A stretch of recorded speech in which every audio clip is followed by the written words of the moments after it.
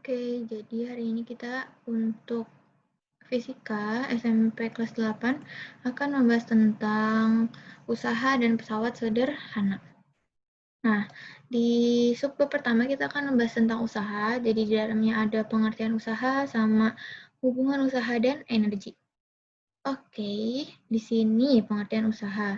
Usaha dalam fisika erat hubungannya dengan gaya dan perpindahan. Dengan gaya dan perpindahan. Jadi kalau kita dapat rumuskan, usaha itu lambangnya W, karena berkaitan dan berhubungan dengan gaya dan perpindahan, berarti F dikali S. Jadi, usaha adalah sama dengan gaya dikali perpindahan. W di sini dapat dirumuskan dengan W sama dengan F kali S. W-nya adalah usaha dengan satuan Joule, F itu gaya dengan satuan Newton, dan S itu perpindahan dalam satuannya meter. Gitu. Nah, di sini ada dua gambar, yang di kiri itu ada usaha yang dimana dia bernilai positif, sama ada usaha yang bernilai negatif. Jadi kalau misalkan positif itu berarti arah gayanya dan arah perpindahannya searah ya. Jadi ini F-nya ke kanan, S-nya juga ke kanan. F-nya ke kanan, S-nya juga ke kanan. Terus tapi kalau yang usaha yang bernilai negatif, berarti salah satunya ada yang arahnya berlawanan. Jadi kalau misalkan kayak gini, contohnya F-nya ke kanan, tapi S-nya ke kiri. Kayak gitu. Nah, tadi ada hubungan juga nih, usaha dan dengan energi. Jadi energi adalah kemampuan untuk melakukan usaha, sehingga usaha dapat dikaitkan dengan energi. Nah, besar usaha sama dengan perubahan kinetik, energi kinetik atau perubahan energi potensial. Gitu. Jadi karena usaha itu erat kaitannya dengan energi dan energi itu ada dua, contohnya kayak energi kinetik dengan energi potensial, maka bisa kita bilang besarnya usaha suatu besarnya usaha akan sama dengan besarnya energi kinetik atau besar energi potensial. Itu. Nah, untuk energi kinetik, rumusnya kita bisa tahu ya, itu setengah M V kuadrat. Tapi di sini yang dipakai adalah delta. Delta nih. Ini delta. Berarti kalau delta berarti kita bisa punya energi kinetik yang kedua dikurang dengan energi kinetik yang pertama. Atau kita bisa simpulkan rumusnya adalah W sama dengan setengah M dikali kecepatan kedua dikuadratkan dikurang dengan kecepatan pertama dikuadratkan. Seperti itu. Nah, kalau bisa juga usaha itu sama dengan energi potensial. Kalau energi potensial aja rumusnya M kali G kali H. Massa dikali gaya gravitasi dikali tinggi. Berarti nanti yang berubah hanya, di sini pakainya delta P ya, delta EP dan delta EK. Delta berarti ada perubahan, ada pengurangan, berarti ada EP2 dikurang EP1. Berarti yang rumusnya gimana? W sama dengan M kali G kali H1 minus H2 minus H1. Gitu. Nah, kalau udah kenal usaha sama energi, kita juga harus kenal sama namanya daya. Daya itu P besar, rumusnya itu W per T, atau sama dengan, karena W sama dengan delta EK dan delta EP, berarti bisa kita simpulkan, P itu juga bisa dituliskan dengan delta EK dibagi waktu, sama dengan delta EP dibagi waktu. Waktu di sini tetap second. Gitu. Oke, mungkin kita bisa lihat contoh soalnya. Pernyataan berikut yang tepat menjelaskan tentang nilai usaha, yaitu usaha bernilai positif jika arah perpindahan berlawanan. Bukan ya, berarti yang A bukan. Usaha bernilai negatif jika arah perpindahannya searah. Enggak ya. Usaha bernilai positif jika arah perpindahan benda searah dengan gaya bernilai positif dan searah. Berarti jawabannya yang C. Gimana berarti kesimpulannya? Kesimpulannya kalau dia searah berarti dia positif ya nilai usahanya. Positif. Tapi kalau dia berlawanan arah,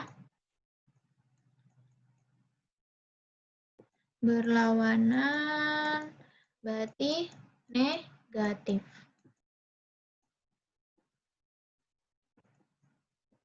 Oke, next. Nomor 2. Andi dapat menarik Made sejauh 6 cm ke arahnya, 60 cm ke arahnya. Dengan demikian, usaha dalam kondisi tersebut sebesar, berarti kalau misalkan kayak gini, tadi apa? Usaha hasil rumusnya? Usaha rumusnya ada sama dengan F kali S. Gitu. Tapi di sini lihat ada dua usaha, ada dua gaya, ada yang 120 sama ada yang 80. Nah, kalau udah ada berlawanan gini, nariknya berarti nanti kita bisa kurangin nih si F-nya atau ditambah gitu ya, tergantung arahnya. Karena ini berlawanan, yang satu ke sini, yang satu ke sini, berarti berlawanan. Berarti kalau berlawanan harus dikurang. Berarti F-nya kita kurangin aja, 120 dikurang 80. Nah, S-nya berapa? 60 cm. Ingat, S itu harus dalam meter ya. Harus dalam meter. Jadi 60 cm kita rubah ke meter, jadinya 0,6 ya. 0,6 meter. Jadi tinggal kita kali aja 0,6. Berapa? 120 minus 80. 120 dikurang 80 sama dengan 40. 40 dikali 0,6.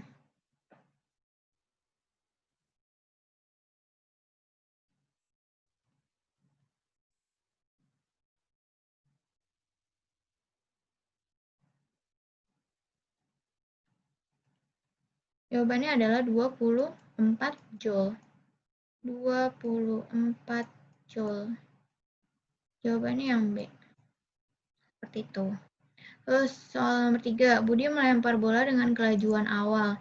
Berarti kalau ada kelajuan awal, di sini kita tulis kelajuan itu sama dengan kecepatan ya. Berarti V1 gitu misalkan. 5 meter per second. Terus kita punya apa lagi? Setelah 5 second, bola berhenti. Karena bolanya berhenti, ada waktu ya 5 second. T sama dengan 5 second. Bola berhenti, berarti V-nya, V2-nya 0 ya. 0. Jika massa bola adalah 600 gram, massa bola 600 gram. 600 gram.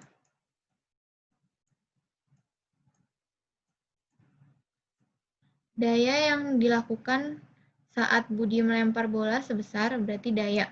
Yang ditanya daya ya. Nah, kita punya rumus apa kalau daya?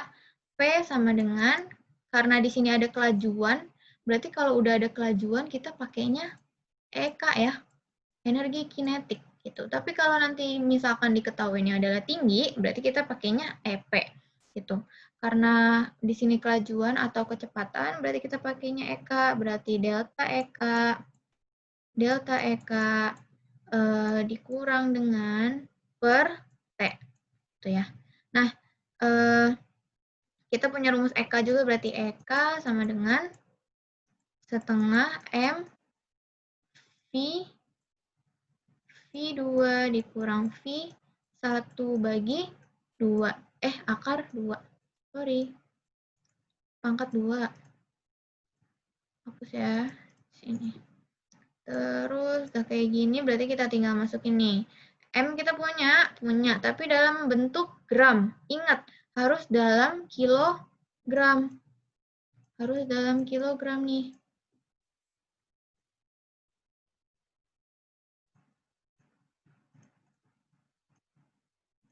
Harus dalam kilogram.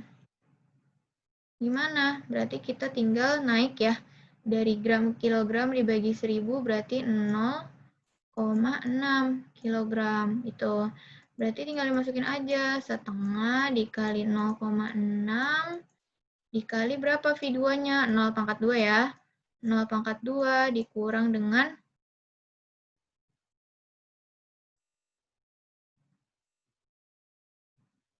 5 pangkat 2. Berarti nanti setengah dikali 0,6 dikali 25 ya. Kali 25. Jadinya berapa? 25 dikali 0,6 dibagi 2. 7,5 ya ekanya. 7,5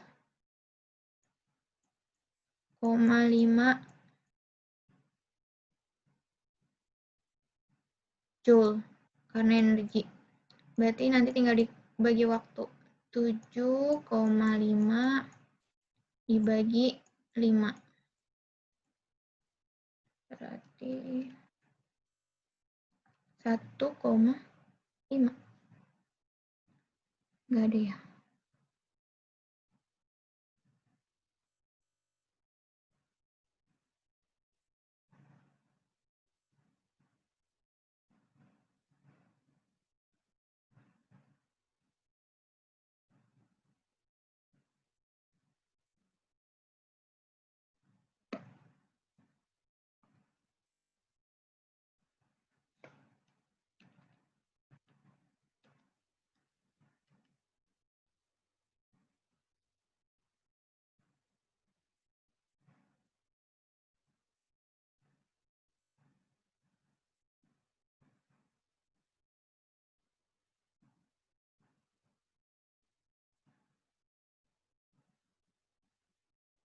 Harusnya di sini jawabannya adalah 1,5 Joule per second.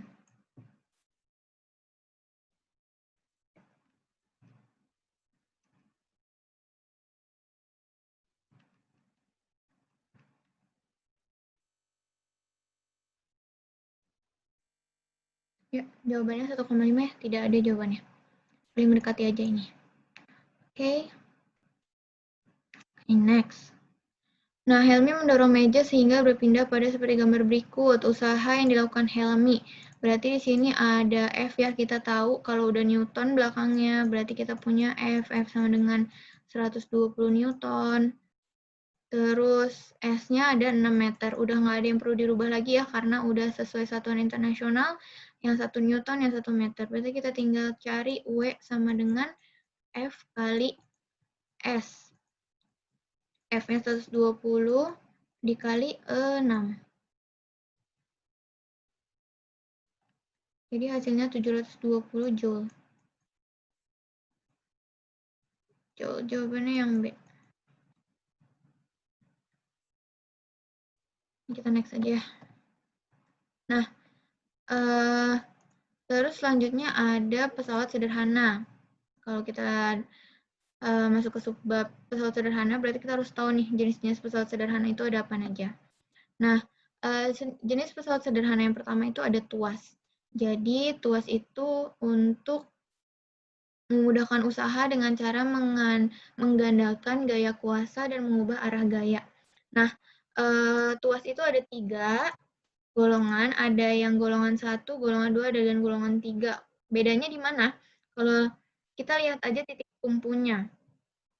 Titik tumpu, kuasa, sama beban. Kalau golongan 1, titik tumpunya di tengah. Tapi kalau tuas golongan 2, yang di tengah itu sih beban. Tapi kalau golongan 3, yang di tengah adalah kuasa. Jadi kita lihat tengahnya aja siapa. Kalau di golongan 1 itu ada titik tumpu, golongan kedua itu ada beban, kalau golongan ketiga ada kuasa. Gitu. Nah, nanti kalau ngomongin masalah pesawat sederhana, nggak akan jauh-jauh dari yang namanya keuntungan mekanik. Nah, keuntungan mekanik untuk apa ini? Tuas ada LK per LB sama dengan W per F gitu ya.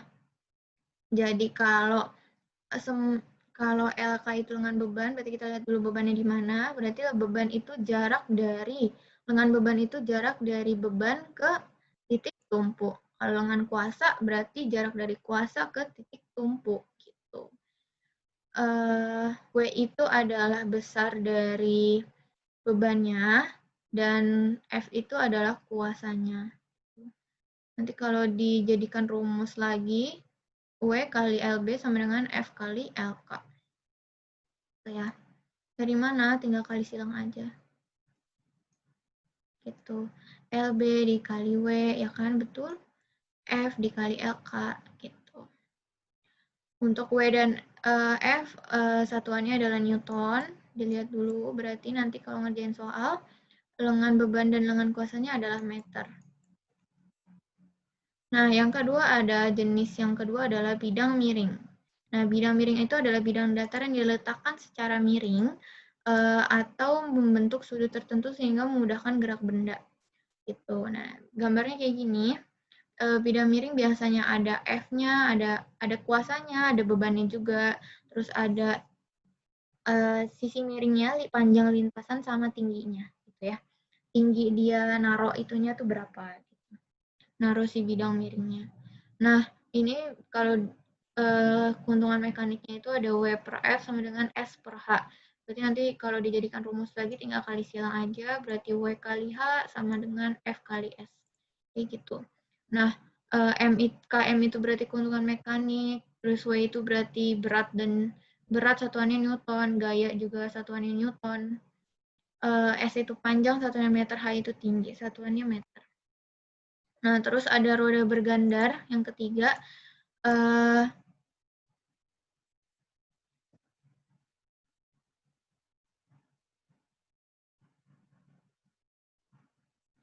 Sorry, ini mohon maaf, ini punyanya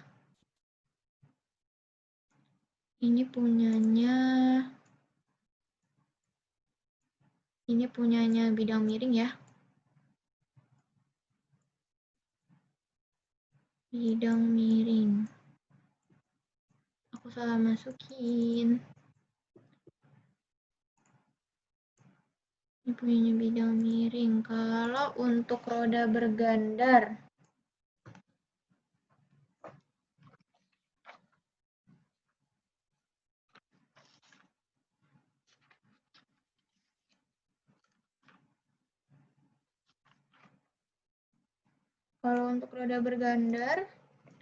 keuntungan mekaniknya adalah Km atau M sama dengan R per R besar per R kecil.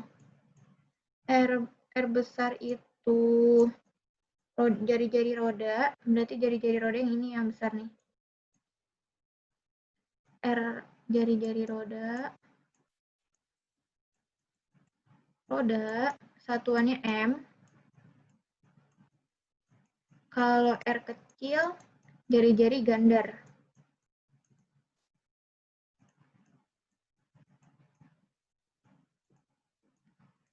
Satuannya juga M.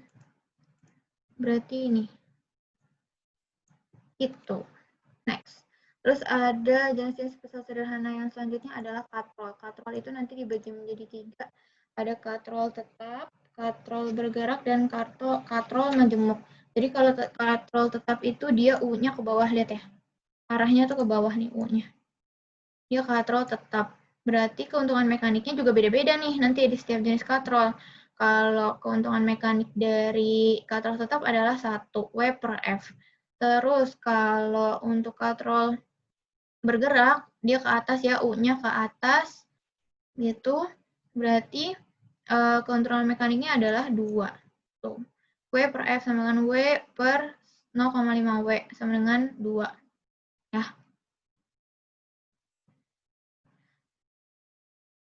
Udah.